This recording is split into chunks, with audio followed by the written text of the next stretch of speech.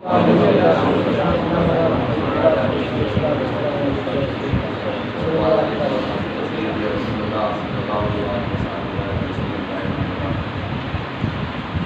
کا جو حدیث کا درس ہے اس کے اندر ہمارے اور آپ کے آقا و مولا جناب محمد رسول اللہ صلی اللہ تعالی علیہ وسلم نے ارشاد فرمایا کہ رمضان سے پہلے فرض روزوں کو نہ رکھا جائے، بلکہ اللہ تبارک و تعالیٰ نے جس وقت ان روزوں کو فرض کیا ہے اسی وقت رکھا جائے۔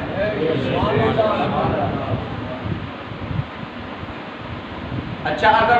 فرض روزوں کو جو ہے وہ رمضان سے پہلے رکھ لیں گے تب بھی جو ہے وہ اللہ کے رسول صلی اللہ تعالیٰ علیہ وسلم کے حکم کے خلاف عمل کرنا ہے، اور ہم کوئی بھی بات جو ہے وہ اپنے نبی کی ان کے فرمان کے مطابق ہی کام کرتے ہیں، ان کے فرمان کے خلاف کام نہیں کرتے۔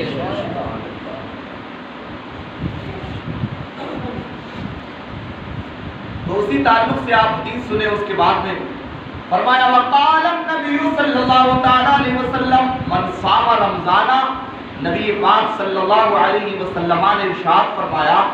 جس نے رمضان کا روزہ رکھا، وقال لا تقدم رمضان، اور اللہ کے نبی صلی اللہ علیہ وسلم ارشاد فرماتی ہے رمضان کے روزوں کو اسی مہینے میں رکھو، اس سے پہلے نہ رکھو۔ اب جو حدیث آ رہی ہے اس حدیث کے اندر ہمارے اور آپ کے آقا مولا صلی اللہ تعالی علیہ وسلم ارشاد فرماتی ہے کہ جب رمضان کا مہینہ آتا ہے تو اللہ تعالیٰ جنت کے دروازوں کو کھول دیتا ہے، اور اس میں مرنے والا چاہے کتنا ہی بڑا گنہگار ہو، اللہ تعالیٰ اس کو ڈائریکٹلی جنت عطا فرماتا ہے۔ اور جنت کے میں نے آپ کو بتایا تھا کتنے دروازے ہیں؟ 10، اور 10 دروازوں کے نام اللہ تعالیٰ نے الگ الگ بیان فرمائے ہیں، لیکن ان دروازوں میں سے جو ریان دروازہ ہے اس کے بارے میں مفسرین کرام اور محدثین کرام لکھتے ہیں اللہ تعالیٰ اپنے خاص بندوں کو یہ دروازہ عطا فرمائے، اور یہ دروازہ جو ہے خاص کر روزہ رکھنے والوں کے لیے ہوگا۔ عن ابی ہریرہ رضی اللہ تبارک و تعالی عنہ رسول اللہ صلی اللہ تعالی علیہ وسلم قال، حضرت ابو ہریرہ اس حدیث کے راوی اعلیٰ ہیں، کہتے ہیں کہ نبی پاک نے ارشاد فرمایا اذا جاء رمضان، فرمایا جب رمضان آتا ہے فتحت ابواب الجنہ، تو جنت کے دروازوں کو کھول دیا جاتا ہے۔ حدیث نمبر ثانی، حدثنا یحییٰ ابن بکیر قال حدثنی الليث عن عقیل بن شهاب قال اخبرني ابن ابي نصر مولى ان ابا حدث النبي ابو هريره رضي الله تبارك وتعالى يقول قال رسول الله صلى الله عليه وسلم اذا دخل شهر رمضان، حضرت ابو ہریرہ کہتے ہیں کہ نبی پاک صلی اللہ علیہ وسلم نے ارشاد فرمایا جب رمضان کا مہینہ داخل ہوتا ہے نا فتحت ابواب السماء، تو آسمان کے دروازوں کو کھول دیا جاتا ہے، اس کے دروازوں کو وَغُلِّقَتْ أَبْوَابُ جَهَنَّمَ، اور جہنم کے دروازوں کو بند کر دیا جاتا ہے، وَسُلْسِلَتِ الشَّيَاطِينَ، اور شیطانوں کو جو ہے وہ جکڑ لیا جاتا ہے۔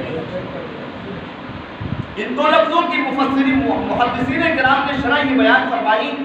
کہ جہنم کے دروازوں کو بند کر دیا جاتا ہے۔ پتہ یہ چلا کہ اللہ تبارک و تعالیٰ اپنے بندے کو یہ مشورہ دیتا ہے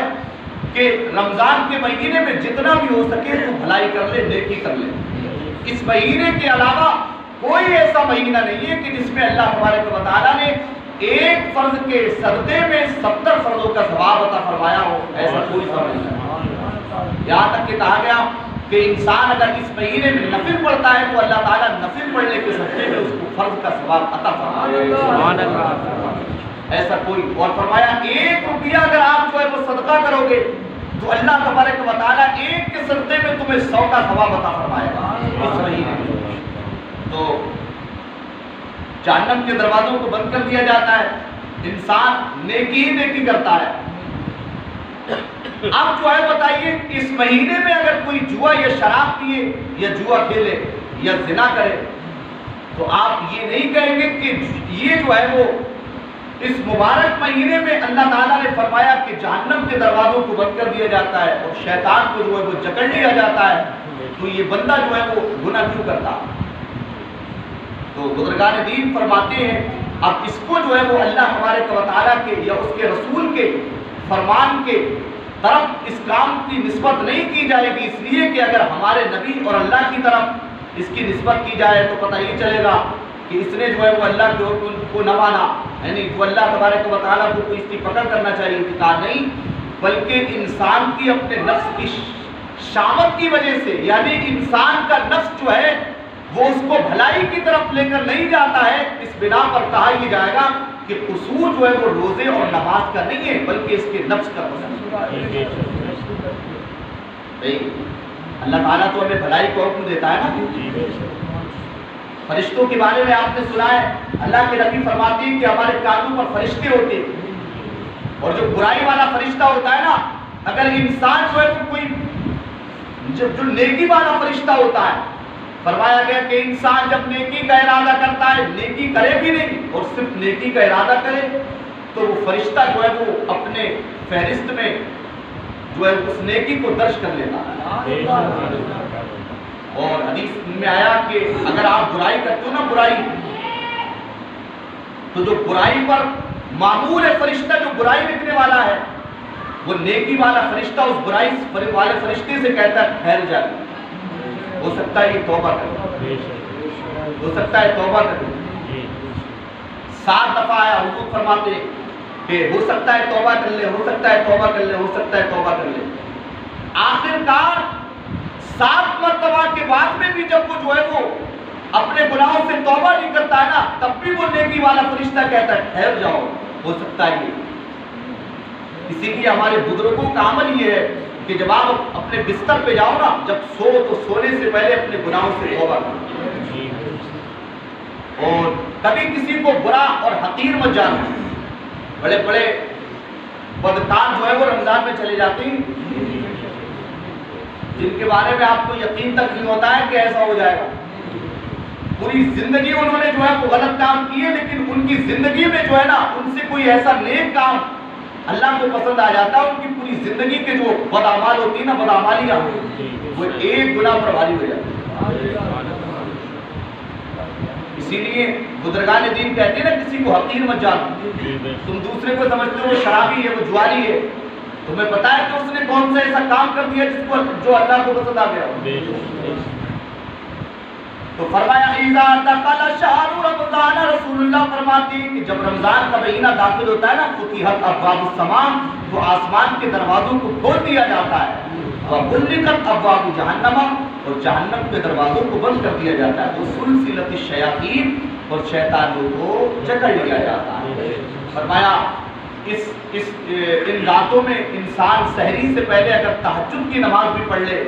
اور اللہ سے کچھ مانگ لے، تو اللہ تعالیٰ کا نزول جو ہوتا ہے نا ایسے وقت میں پہلے آسمان پر ہوتا ہے، اور اللہ سے جو بھی انسان مانگتا ہے، جو بھی اللہ تبارک و تعالیٰ سے مانگتا ہے، اللہ تعالیٰ اپنے بندے کو کبھی خالی ہاتھ نہیں ہوتا۔ حدیث نمبر 4، حدثنا یحییٰ بن بکیر قال حدثنی الليث عن خالد بن شهاب قال اخبرني سالم عن ابن عمر رضی اللہ تبارک و تعالی عنہ قال سمعت رسول اللہ صلی اللہ علیہ وسلم یقول، حضرت ابن عمر کہتے ہیں کہ میں نے نبی پاک صلی اللہ علیہ وسلم کو فرماتے ہوئے سنا، اذا رأیتموہ فصوموا، رسول اللہ فرماتے ہیں کہ جب تم رمضان کے چاند کو دیکھ لو نا تب روزے رکھنا شروع کرو۔ اس حدیث سے جو ہے بہت ساری معلومات علماء کرام نے لکھی ہے۔ بعض جگہ بھی چل گیا نا، دوربینیں چل گئی، دوربینیں، ان سب کو ناجائز لکھا ہے۔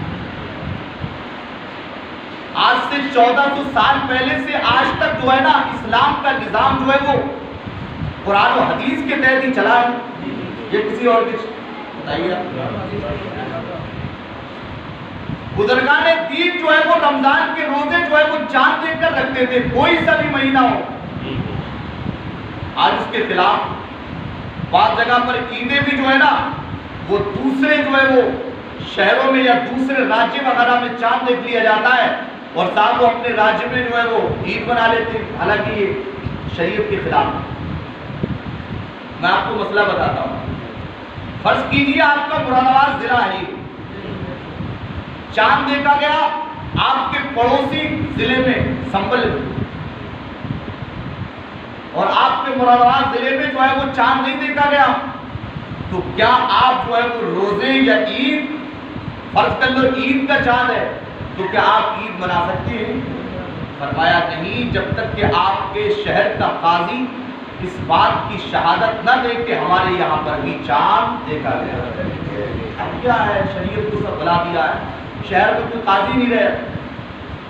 ہے نہیں، جس کی سمجھ میں آ رہا ہے وہ قاضی بن رہے ہیں، جس کی سمجھ میں آ رہا ہے وہ مفتی بن رہے ہیں، علم تو ہے نہیں، دنیا میں جو ہے وہ جبے قبے سجاوٹ سب کچھ یہ چل رہا ہے۔ تو ہمارے نبی نے جب حدیث لکھی ہے تو پتہ یہ چلا کہ نبی پاک کی کوئی حدیث معلومات سے خالی نہیں ہو سکتی نا۔ حضور فرماتے ہیں یقولوا اذا رأیتموہ فصوموا، حضور فرماتے ہیں کہ جب چاند دیکھو نا تو روزہ رکھو، واذا رأیتموہ فافطروا، رسول اللہ فرماتے ہیں اور جب چاند دیکھ لو تو اس کے بعد میں روزوں کو ختم کر دو۔ فَإِنْ غُمَّ عَلَيْكُمْ فَاقْدِرُوا عَلَيْهِ، اور فرمایا کہ اگر تم پر مطلع ابر آلودہ ہو، مطلع کسے کہتے ہیں؟ چاند، جو اطلاع دینے والا ہے، اطلاع دینے والا کون ہوتا ہے؟ چاند۔ تو اگر مطلع تم پر جو ہے نا ابر آلود ہو، یعنی اس کے اوپر بادل وغیرہ ہو، چاند نہ دیکھ سکے، تو حضور کیا فرماتی؟ فَقْدِرُوا لَهُ، تو انسان کو چاہیے اسی حساب سے روزے رکھے۔ پھر کیسے رکھیں گے اسی حساب سے؟ 29 کا چاند ہو گیا، اس کے بعد میں جب 29 کا نہیں ہوا تو 30 کے حساب سے رکھتے ہیں، تو حساب کر لو۔ ہاں، وقال غیرہ، اور فرماتے اس کے علاوہ لیس نے کہا، ہم سے حدیث بیان کی قائل نے یونس نے رمضان کے چاند دیکھنے کے تعلق سے، یہ 4 حدیث حضور کی آپ کے سامنے بیان کی گئی۔ پتہ یہ چلا کہ رمضان کا مہینہ بڑی عظمت والا ہے، جس میں عبادت کرنے والا شخص دوسرے مہینوں کے مقابل اللہ کو زیادہ پسند آتا ہے۔ اللہ تعالیٰ اپنے حبیب کے صدقے میں ہمیں حضور کی حدیث پر عمل کرنے کی توفیق عطا فرمائے۔